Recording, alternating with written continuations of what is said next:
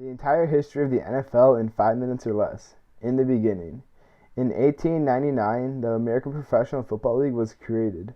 It had 10 teams that were all based on region. In 1922, the American Professional Football League became the National Football League.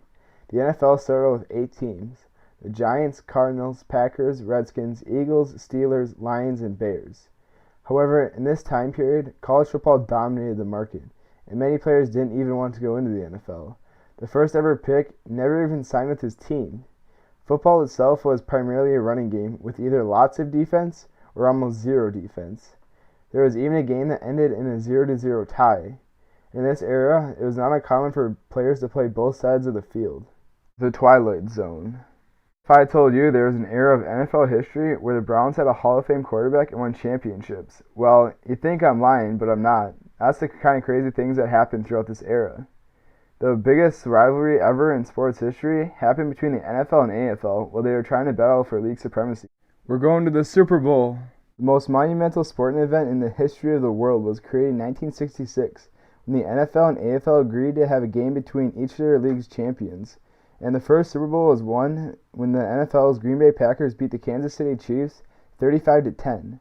Shortly after this, the NFL and AFL would merge into one league, keeping the NFL name, but splitting into two conferences, the NFC and AFC. This is when the NFL starts to take shape into its current form. We've got the juice, literally. In the early 70s, the Steelers started having their players lifted in the offseason and encouraged the use of steroids. The Steelers were bigger and faster than everyone else, and because of this they dominated, winning multiple Super Bowls. This kicked off an era for the NFL. Soon after the Steelers' success, many other teams copied what they did, minus the steroids. The players were now bigger and faster than ever before. Flashes into the future. In the 1983 NFL Draft, the Los Angeles Rams selected Eric Dickerson. This is when the peak of the running back position starts to take off. There were running backs before that were dominant, such as O.J. Simpson, but never like this. This era became host to some of the most dominant running backs the game has ever seen, with players such as Barry Sanders, Walter Payton, Emmitt Smith, and Eric Dickerson. This is also when running game was still seen as the number one option for many teams. But with QBs such as Joe Montana, Steve Young, Brett Favre, and Randall Cunningham, the league started to take note on how valuable a quarterback is. This is when the NFL really starts to look like what it is today. The quarterback era. With the first pick in the 1999 draft, the Indianapolis Colts selected Peyton Manning. This is a selection that I believe started the quarterback era of the 2000s.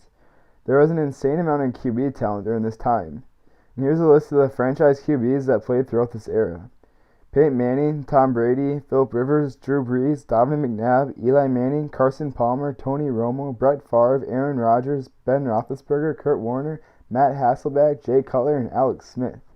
8 of these players have or will make it to the Hall of Fame, and 2 more are on the bubble. That's incredible. In no other time period of the NFL has there been this dominant of QB play.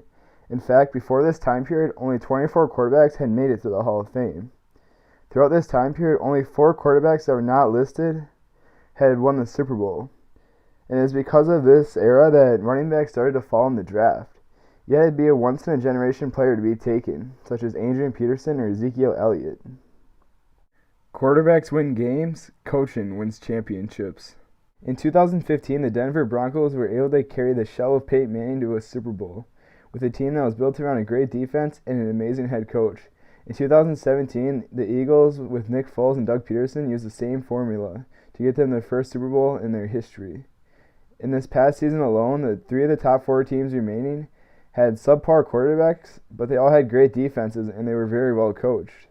Running backs have started to creep up the draft boards in recent years due to the fact that with a good running game, you can hold on to the ball longer and control the pace of the game. Now, you would argue that Tom Brady just won the Super Bowl in 2016, so quarterbacks can carry you to the championship. But I would argue that Tom Brady is the greatest quarterback of all time and that he is the exception to this rule. However, even with that, Bill Belichick is also his coach, and he is arguably the greatest coach of all time. So it's hard to say if it really is Brady now or if it's all Belichick. The future. What does the future of the NFL hold? With PR issues relating to the anthem protest and the concern of CTE, some say that the future of the NFL is in doubt, but I don't think so. I believe the game will become more like a chess match and rely more on good coaching than it has in the past. I also don't think we will ever see the QB talent again that we had throughout the 2000s. The game will change, it always has, but I believe the core of what football is will always stay the same.